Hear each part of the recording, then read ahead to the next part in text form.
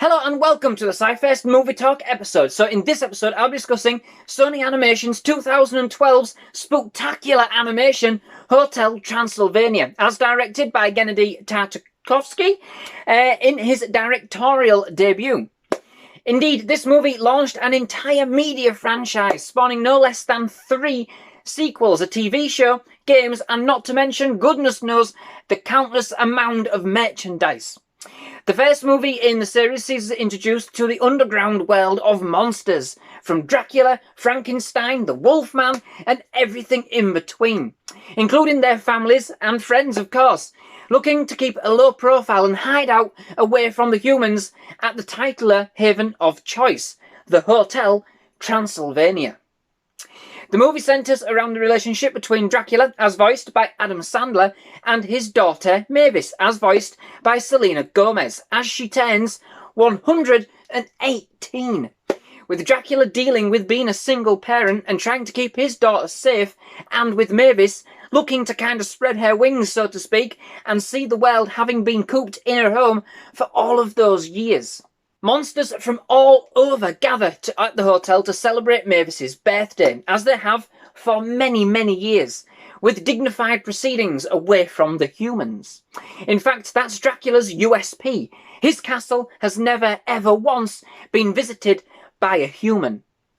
Well, that is until now, when a peppy 21-year-old hiker by the name of Jonathan Lochran, as voiced by Andy Samberg, happens across the castle. Not wanting the hotel's reputation to go down in flames, possibly even literally, Dracula does everything he can to keep Johnny's presence a secret, including dressing him up in costume and passing him off as one of Frankenstein's cousins, many times removed, Johnny Stein.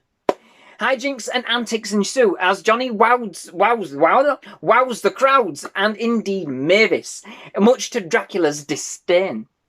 But can Dracula and Johnny keep their secret and the hotel's reputation intact? Well, Quasimodo smells a rat, or rather, a human. So, this film just absolutely literally just cracks me up. I love the good old days of the monster movies, and this movie takes the best bits from each of those and kind of gives it a fantastic comedic edge that the whole family can enjoy. This may be a movie full of monsters, but its affectionate take on the genre makes us out to be the bad guys, in the most comical way possible, of course. It doesn't actually have any horror, so there's no need to kind of hide behind the sofa. Just simply have a great time, which is exactly what you will have with this movie. I absolutely love its take on, the really old classic style monster movies, sort of with a vibe, paying homage to the likes of Nosferatu, Dracula, and of course the Mummy, the Wolfman, Frankenstein, and they're just, just to name a few. It brings us a new slant on these classics, if you like, these classic fiends, and makes them the most lovable and misunderstood monsters. There are indeed some really nice touches to this movie, I must admit. There are some larger-than-life characters voiced by an absolutely outstanding cast, just basically looking out to have a good time, ribbing on each other and just having some great fun with, this monster banter. And indeed, the animation and style of the movie has been lovingly done to kind of really explore this world, even if it is indeed mainly centred around the hotel itself. But away from the comedy, the film really does have quite an emotional and heartfelt core, as we explore the love and the devotion of a father terrified of the outside world and willing to do anything to keep his daughter safe. And then there's the other side of the coin, as we then explore his daughter's reactions and determination to explore the world around her and prove it isn't as bad as one may seem. And this emotion is really felt, I think, and it really does reflect the fears of parents everywhere as their kids kind of come of age.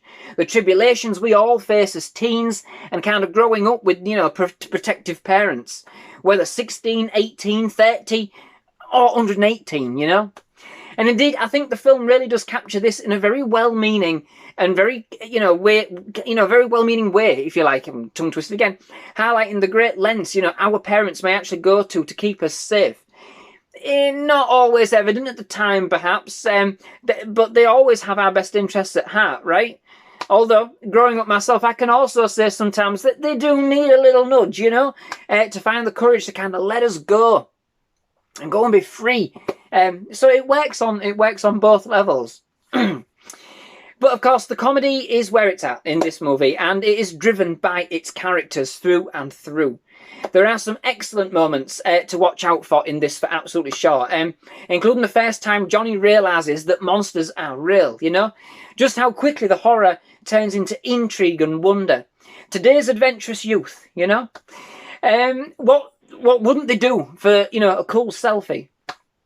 There's even Frankenstein doing a belly flop in a crowded pool, the Invisible Man playing charades, and let's not forget the zombies who literally steal the show as the backbone of the hotel staff. With their kind of slow and depressing ways, even these, the ghouls you just can't help but love, you know? I think it's great that the way that the tables are turned for the most part on this one. The monsters end up being just a bunch of scaredy cats. They're out, you know, they're out of touch with the outside world, shut in and hidden away for just so long, such that the pitchforks and torches are kind of given way to fiestas in their honour, and a love for everything kind of macabre and otherworldly, which I don't suppose is too far wrong to how some of them might actually be treated in today's world. Overall, this is a fantastically funky, fresh, punchy and peppy movie with a delectably classic monster horror twist and family at its heart, with some fantastic throwbacks to some great monster classics and indeed some awesome characters as well. As a result, it's spooky but not a horror, so it's a great way to introduce your little ones to some classic monsters without the scares. It's simply an exceedingly fun film and a very kind of quirky family vibe, told in an excellently devilish way, you know? It is indeed a terribly good time. The only thing missing for me was the monster mash, yeah, because this was most definitely, get ready for it, a graveyard smash. Sorry, I did have to do that one, but you know, you get the gist, you know, blah blah blah blah blah. So that brings me to the end of this episode. Thank you very much for watching. I do hope you've enjoyed it. If you have, please leave a like. Please do hit that subscribe button for more movie reviews, trailer reactions and other movie-related content. Absolutely loved having you here at SciFirst MovieTalk. Thank you very much for putting up with my crazy sense of humour. But yes, thank you very much for watching and goodbye.